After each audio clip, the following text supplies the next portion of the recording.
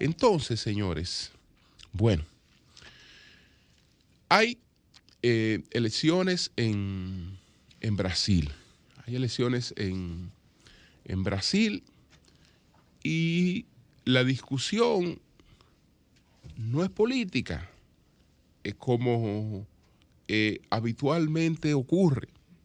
Es decir, en Brasil no está en discusión el tema de la pobreza. No están en discusiones los problemas sociales como debería ser, no es que no hay pobreza. Eh, eh, la hay y bastante agudizada. Lula la combatió durante su gobierno. Más de 30 millones de personas fueron sacadas de la pobreza, pero esas personas se quedan en un espacio muy vulnerable que cualquier cosa los regresa a su estado anterior. Entonces, no es esa discusión política habitual, economicista, que está debatiendo las formas más eficientes de responder a las necesidades de la población, sino que el debate está caracterizado, está centrado en otros aspectos. Está, pues, el debate es más dirigido a cuestiones de tipo de creencias, al tema este de las creencias, porque lo que ha ocurrido con la sociedad, con el mundo, donde aparentemente tenemos más apertura, mayores libertades, lo que nos está creando son cada vez mayores sesgos. Mayores sesgos. Y entonces, mientras estamos por una parte con un libertarismo en todos los órdenes que nos plantea una apertura de aspectos que antes eran enfocados de otra manera, eso al exagerarse como se ha exagerado, está provocando un contrapeso. Y en ese contrapeso parece que vamos más hacia el atraso. Me refiero, por ejemplo, a que, bueno, el debate hoy no es si hay que respetar a las personas cuya orientación sexual, por ejemplo, es la de el culto, el gusto al mismo sexo. Que yo creo que eso es un aspecto que hoy no está en discusión. Hay una sociedad que como nunca tiene el criterio del respeto a la diversidad. Pero ya eso no se queda ahí. No es que tú tienes que respetarme porque yo soy heterosexual o que tú tienes que respetarme porque yo soy homosexual. No. Yo tengo que también ostentar como un orgullo, como el hecho de que ser heterosexual o como el hecho de ser homosexual me coloca en una cuestión de superioridad. Y así vamos produciendo una serie de cosas que por otra parte van generando un contrapeso. Y entonces el debate en las elecciones en Brasil está muy caracterizado por ese tipo de cosas, por las concepciones que se tienen, que no deberían dividirnos, que lo que deberían es respetarse, está basado en eso. Por otra parte está el temor de que se repita el asalto al Capitolio que ya se protagonizó en los Estados Unidos de América. Decía Lula que la derrota de Bolsonaro no implicará que el bolsonarismo pues no mantenga la vigencia que tiene hoy. Y tiene razón. Pasa con lo que se llama el trumpismo. Donald Trump muere y el trumpismo sigue, porque el trumpismo no es una invención de Donald Trump. No es una invención de Donald Trump, ni el bolsonarismo es una invención de Bolsonaro. Lo que han hecho ellos es que se han dirigido a un mercado.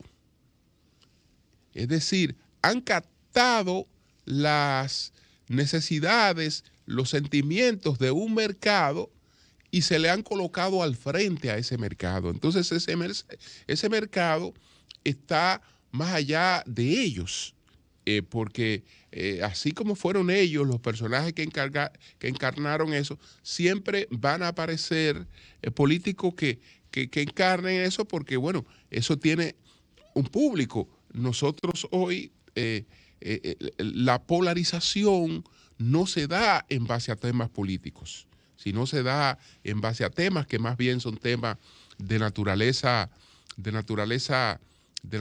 cultural. Entonces, ¿qué va a pasar?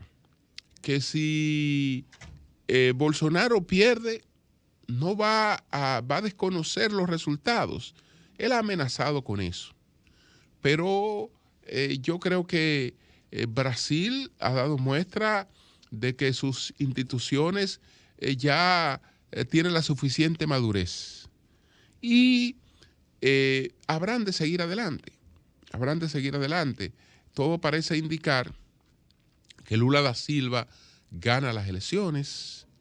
Él sabe que tiene una gran oportunidad para reivindicar su figura después de todo el lodo que se arrojó sobre ella, porque Estados Unidos en un momento determinado tomó la decisión de contener la influencia que estaban desarrollando las empresas brasileñas, pero además de contener el programa que desarrolló Lula, porque Lula da Silva, después de Napoleón III, ha sido el político latinoamericano que más ha intentado pues hacer valer una unidad en torno a ese eufemismo que creó Napoleón III, el que concibe los llamados pueblos latinos de América. Él lo hace con la finalidad de contener la expansión de los Estados Unidos, aprovechando un error que cometió Benito Juárez después de ganar la guerra civil en México. Benito Juárez pues dice que no va a pagar la deuda que tiene México con Francia, que tiene México con Inglaterra o con el Reino Unido y que tiene México con España. Entonces, tanto España como Reino Unido más o menos renuncian a esa deuda, pero Francia no lo hizo. Francia aprovechó la oportunidad, Napoleón III aprovechó la oportunidad e invadió a México. Y entonces con la invasión a México lanza el proyecto de los pueblos latinos de América. Y lanza ese concepto que después se va a llamar Latinoamérica, con la finalidad de unir a los llamados pueblos latinos para que operaran como un imperio paralelo al anglosajón, al imperio que ya se expandía el imperio estadounidense, que había sido el imperio que había sacado a las potencias europeas que dominaban toda la región después del descubrimiento de América y los siglos posteriores, donde todas estas potencias pues se distribuyeron lo que serían esos pueblos latinos de América, y entonces lo saca de ese dominio la expansión de Estados Unidos. Entonces, para revertir eso, es que se lanza el criterio, que se lanza la idea que Napoleón III y sus ideólogos, sus asesores, conciben el tema este de los pueblos latinos de América. Entonces, esto Lula lo lleva más lejos. Lo lleva más lejos. No solo estamos hablando de tratar de propiciar una unidad latinoamericana sobre la base del crecimiento de Latinoamérica apoyada en sí misma, sino que, por otra parte, empuja a las economías emergentes en el mundo a crear una instancia de poder paralela, que es el llamado grupo de los BRICS, que ahí está precisamente Brasil, estaba China, Rusia y Sudáfrica. Se me puede haber quedado algunos ahí en la mención de los BRICS. Bueno, la India. Entonces, los agrupa. Pero no solo los agrupa, sino que también inicia la creación de instituciones paralelas, otro fondo monetario, una serie de cosas. Entonces, pudo pensar Estados Unidos que Lula estaba volando muy alto para pichón. Y vino toda esta trama que se articuló con el tema este de los sobornos de Odebrecht, con los sobornos de otras empresas, pero que lo articularon solamente para que tuvieran efecto en algunos países, porque en Estados Unidos no tuvo ningún efecto. Por el contrario, el efecto que tuvo en Estados Unidos fue que Estados Unidos consiguió que la Boeing comprara a Embraer, por ejemplo, y así por el estilo. Entonces, Lula padeció todo eso.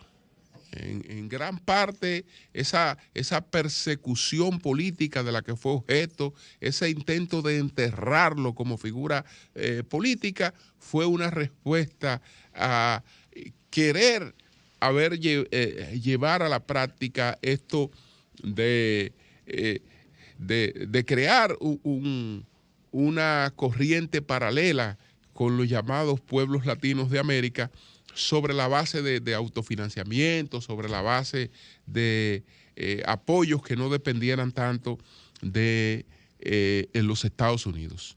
Entonces, debe ganar, tratar de recomponer esa sociedad, tratar de variar esa polarización absurda que no conduce a ninguna parte. No conduce a ninguna parte. La principal preocupación de Brasil debe ser la principal preocupación dominicana, que era uno de los temas que se debatió en una de las reuniones especiales que desarrolló la ONU. ¿Qué hacemos con la educación? ¿Hacia dónde vamos? ¿Cómo transformamos la educación en función de los nuevos desafíos? Esa es una de las cosas que deberían estar en debate en términos de las políticas, cómo nos preparamos para los nuevos mercados laborales, el tipo de profesiones, el tipo de oficio, el tipo de ocupaciones que está reclamando la sociedad posmoderna, y una serie de cosas que, sin embargo, para nada están en debate. Para nada están en debate. Lo que se está en debate son cosas totalmente absurdas, insignificantes, que no aportan nada, pero mueven mucha gente, apasionan y crean toda esta cuestión que a veces se torna hasta ridícula. Esperemos, yo creo que no es verdad que las instituciones, que habrá golpe de Estado, todas esas cosas son aguajes. Todo eso son aguajes. No creo que Bolsonaro esté en capacidad de despertar lo que despertó Trump en los Estados Unidos.